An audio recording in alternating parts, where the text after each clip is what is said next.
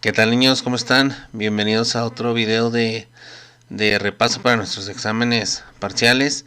Soy el profe Oscar de la Escuela Ignacio Manuel Altamirano y vamos a ver un tema del quinto grado, de nuestro grado de Ciencias Naturales. ¿Sale? Vamos a hablar un poquito de la propagación del sonido y la audición. En el libro de texto están en nuestras páginas de la 105 a la 111 y vamos a ver a qué nos referimos y cómo interactuamos con eso.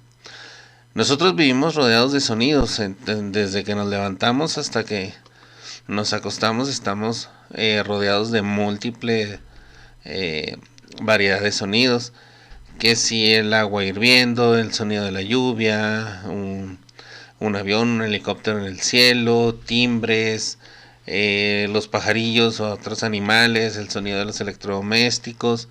Pero todo eso es parte de nuestra vida diaria. Hay que saber cómo funciona ese sonido y nuestro cuerpo cómo lo percibe. Vamos primero a ver cómo se produce un sonido. El sonido, aunque no se vea, se produce cuando vibra algún material. Lo vemos muy claro, por ejemplo, con las cuerdas de una guitarra, con un teléfono celular o un taladro martillando y perforando alguna cosa, ¿verdad? Ahí no te las vibraciones se dan cuando golpeamos algún material, cuando golpeamos la puerta, cuando pisamos algo, ahí se dan las vibraciones, ¿sí? Si un objeto vibra, también lo que está cerca de él vibra, depende de la intensidad de todo con lo que hagamos esa vibración, pero esas vibraciones generan unas ondas que son las que percibimos como sonidos, ¿sí? Ahora, esas ondas sonoras son las que llegan a nuestros oídos. Pero bueno, vamos a ver qué son esas ondas. Nosotros dijimos que al golpear algo se crean vibraciones, se crean movimientos. Ese movimiento periódico, regular, del medio en el que se propaga, esas ondas son los que nos traen el sonido, ¿sí? El sonido puede viajar por diferentes medios. Vamos a ver tres de ellos. El más común, aunque no parezca, es el gas, porque viaja por el aire. Nosotros, al escuchar una conversación o algo, el medio por el que está viajando ese sonido es por el aire. El aire es el que nos está haciendo o trayendo ese sonido a nuestros oídos. También puede viajar por líquidos, por ejemplo en el agua. Las ballenas que utilizan su canto para comunicarse a grandes distancias, ellas cantan y ese canto viaja por el agua. Y además también pueden viajar por sólidos, por ejemplo al golpear una puerta, cuando alguien toca la puerta, esa vibración, ese sonido que producimos con los golpecitos en la puerta, traspasa la puerta y llega al otro lado, ¿verdad? Estas ondas que son las que viajan por estos medios, pueden ser de dos tipos, transversales o longitudinales. Que su diferencia es nada más la forma en la que se producen, su perturbación, su inicio, digamos. Las transversales, por ejemplo, se propagan así en línea recta hacia el frente, ¿verdad? Pero su perturbación viene de arriba hacia abajo. Aquí vemos como, por ejemplo, en este dibujo, así como estas cuerdas que las están subiendo y bajando, así las ondas transversales van de arriba hacia abajo. Piensen, por ejemplo, cuando aventamos una piedra a un lago, a un río. La piedra cae de arriba hacia abajo, perturba esa agua de arriba hacia abajo y hace que las ondas que se producen, los círculos, los patitos que le decimos, vayan en forma horizontal, creciendo así en forma periódica. Más o menos ese sería un ejemplo de una onda transversal. Y otra, las longitudinales, no, es igual. Por ejemplo, al sonar una campanita, al estirar un resorte, las ondas se van en la misma dirección en la que estamos haciendo ese movimiento. Digamos que en línea recta igual. ¿Sí? Bien. Los sonidos tienen diferentes tonos. Nosotros usamos o distinguimos tonos agudos y graves, y eso depende del número de ondas que se generan en un segundo. Si en un segundo se generan muchas ondas, el sonido es agudo, como por ejemplo el de un violín, el de las cuerdas más agudas o más delgadas, perdón, de una guitarra, o un silbido, que aquí este es mal escrito, silbido, pero bueno, ese es otro tema.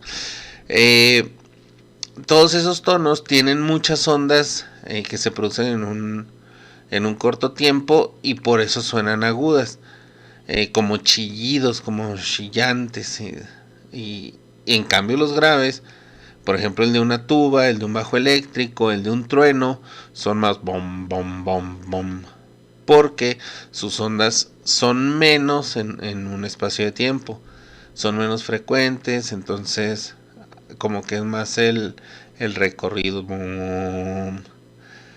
Pero bueno, entre más ondas se produzcan, el sonido va a ser más agudo, entre menos ondas va a ser grave, ¿sí? Bien, también debemos reconocer que el sonido es muy importante en nuestra vida. No nada más es, por ejemplo, para escuchar música o para divertirnos o esparcimiento.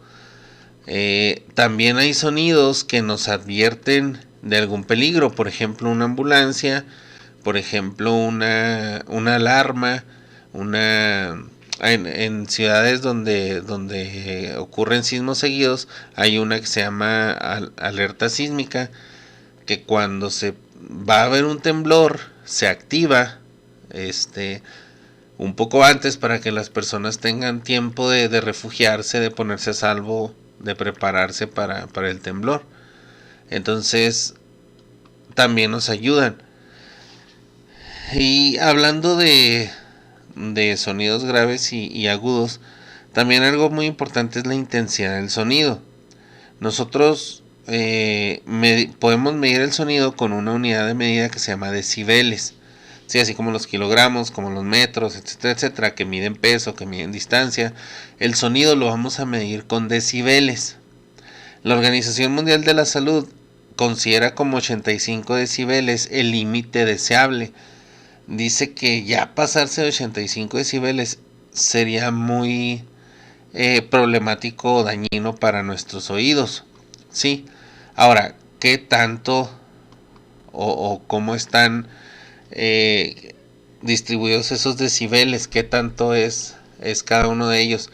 Pues aquí hay una tabla donde más o menos muestra algunas actividades diarias y la cantidad de decibeles que tienen, para que se vayan dando una idea.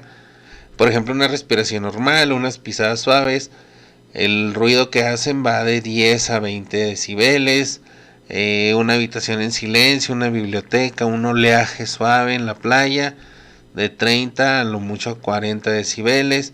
Ya estar en el tráfico, estar en una conversación normal, en una oficina, en un horario de trabajo, en una escuela, de 50 a 60 decibeles, depende.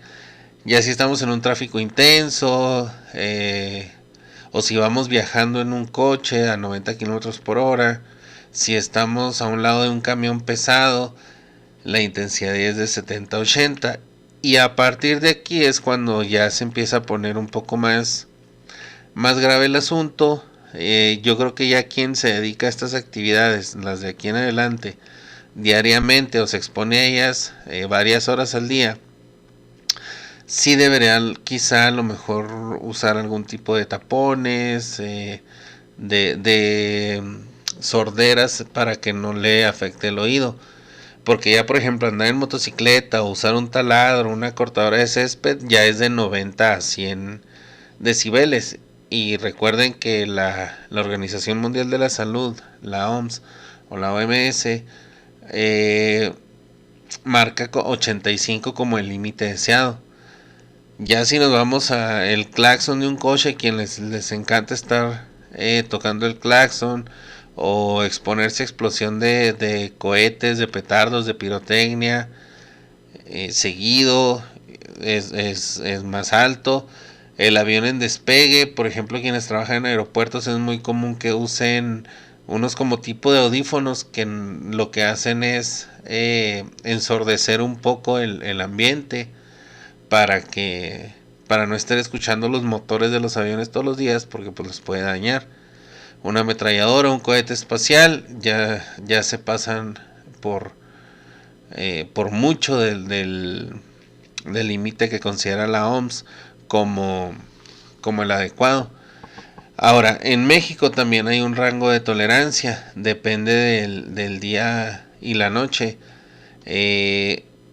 Por ejemplo, en México está permitido tener ruidos hasta de 63 decibeles durante el día o 55 en la noche, aunque también dice que el nivel adecuado es más o menos de 45 decibeles. O sea, aunque esté permitido más, pues dice que lo adecuado para no tener problemas de audición pues es manejar de 45 decibeles para abajo. ¿Qué pasa si escuchamos estos sonidos muy fuertes? ¿Qué pasa si nos exponemos a ellos? Hay muchas consecuencias, o sea, desde la ansiedad, la irritabilidad, el no poder descansar, el tener falta de atención, mal genio, dolor de cabeza, migraña, etcétera, hasta ya cuestiones más graves, como por ejemplo pues tener problemas con nuestro sistema de audición, nuestro aparato auricular. ¿Por qué? Porque nuestro oído tiene partes algo delicadas, y estarlas exponiendo a sonidos fuertes durante mucho tiempo, muy seguidas, las puede dañar.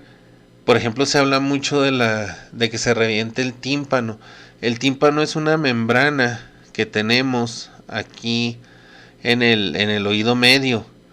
Imagínense como el cuero así de un tambor, obviamente mucho más pequeño y delgado. Entonces sirve, digamos, como que tipo un filtro cuando entran los sonidos. Nuestra oreja tiene esta forma para captar mejor los sonidos y llevarlos hacia adentro de nosotros para que lleguen al cerebro, ¿verdad? Que es el que los decodifica, digamos. Pasa por un conducto auditivo que es y pasa por el tímpano. Enseguida del tímpano hay unos huesecillos ahí muy pequeños, son de los huesos más pequeños de nuestro cuerpo, el martillo, el yunque y el estribo, y pasan a la cóclea lo conocemos también como caracol por su forma, que de ahí digamos que lo van decodificando hasta que llega el nervio auditivo que lo manda al cerebro para que ya lo interprete. Entonces, al exponernos a ruidos muy fuertes podemos dañar algunas de estas partes de nuestro sistema auditivo. Entonces sí es importante que si estamos exponiéndonos a esos ruidos tan fuertes muy seguido, pues usemos la protección adecuada. Sí. Bien. Y ya por último vamos a hablar sobre un tema también que tiene que ver con esto del sonido y la audición, que está muy interesante. Vamos a hablar de la ecolocalización, que es algo que utilizan algunos animales y luego se adaptó a partir de ellos a algunos radares o sonares por ejemplo, de submarinos, que consiste en que, por ejemplo, los murciélagos que no, o sea, son nocturnos, no tienen una vista, digamos, que desarrollada, y aparte viven en cuevas y todo eso, pero ellos se ubican muy bien con este sistema. Ellos hacen un chillido y según como rebote y el eco que genera, perdón, al chocar con las piedras y todo eso, saben dónde están ubicados e incluso saben si hay alguna presa, como algún insecto, ahí cerca de ellos. De esta forma, por ejemplo las ballenas o algunos de los delfines, etcétera, también lo utilizan. Y esto se adaptó, por ejemplo, a submarinos, que muchas veces, sobre todo a profundidades grandes en el océano, que no se ve bastante o por lo menos no muy lejos, activando el sonar se pueden ver o detectar las cosas que están delante de ellos. Entonces la ecolocalización es algo bastante interesante. Si tienen chance ahí de profundizar en ello, es algo bastante interesante. ¿Sale? Se los recomiendo. Y bueno, niños, espero que les sirva. Den una repasada. No está difícil el examen, pero pues no está de más. ¿Sale? Cuídense, nos vemos, pórtense bien y apapachen a sus mamás. Bye.